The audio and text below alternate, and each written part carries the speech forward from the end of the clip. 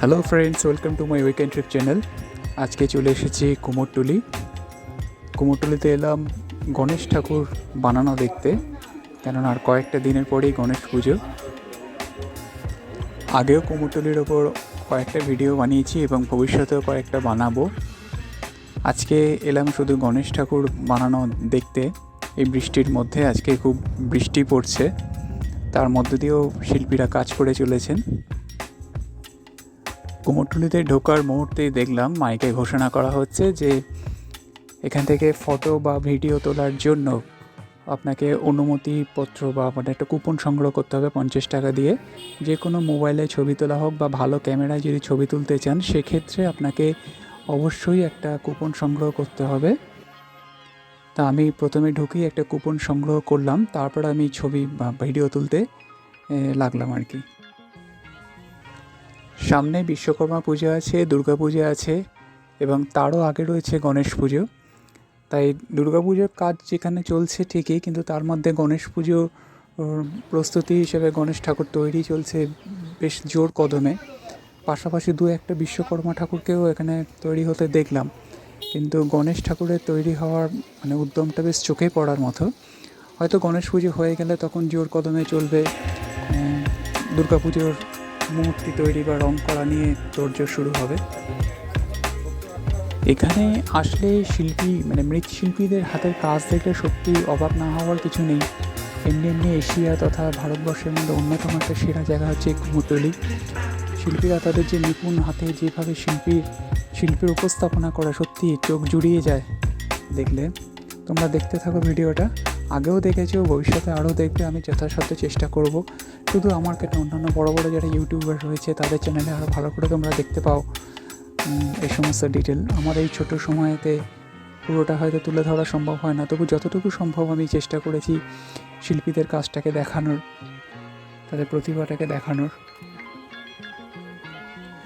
দেখো, এখানে অনেক ধরনের গণেশের মূর্তি রয়েছে, যেখান থেকে বোঝাই যাচ্ছে যে এখানে শিল্পীরা কী ধরনের কাজ করে, কতটা নিপুণ, কতটা দক্ষ প্রতিভার সঙ্গে এরা নিজেদের কাজটা করে যায় দিনরাত। যত দিন যাচ্ছে আমরা বিভিন্ন সামাজিক ব্যাধিতে আক্রান্ত হচ্ছি। মানুষে হিংসা বিভেদ যেন আরও প্রকট হয়ে উঠছে। মানুষ নিজের রিপু দমন করতে পারছে না। কাম, ক্রোধ, লোভ আর মোহের ধারা বশবর্তী হয়ে মানুষ যেন আরও হিংস্র হয়ে উঠছে দিনে দিনে। মানব মনে যে ষড়রিপু আছে, সেই ষড়রিপুকে আমরা দমন করতে না পেরে উল্টে আমরা তাদের বশবর্তী হয়ে পড়ছি। ফলে সামাজিক অস্থিরতা দেখা দিচ্ছে। যাই হোক, এই রাজনৈতিক অস্থিরতা এবং সামাজিক ব্যাধির নিরাময় তো অবশ্যই আছে, এবং সেটা মানুষই করতে পারে। মানুষের শুভবুদ্ধি জাগরণ, সেটাই একমাত্র পথ। আশা করি খুব তাড়াতাড়ি সব কিছু ঠিক হয়ে যাবে, মানুষের শুভবুদ্ধি জাগ্রত হবে।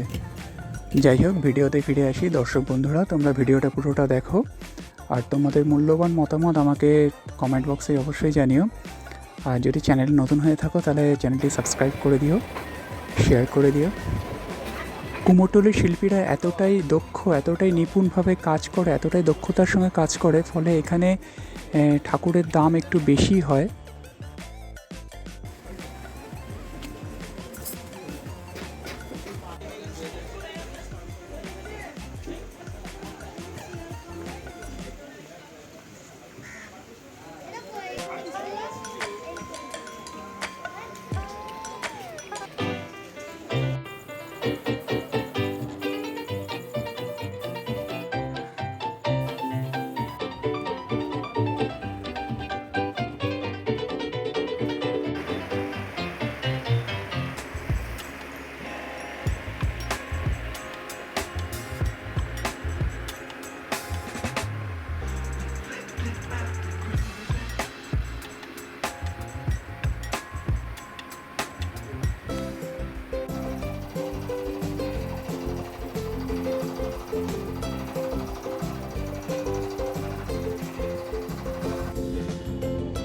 বন্ধুরা, ভিডিওটি পুরোটা দেখার জন্য আপনাদের অসংখ্য ধন্যবাদ।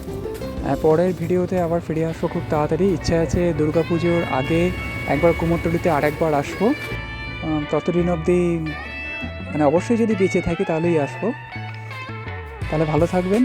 ধন্যবাদ। টাটা।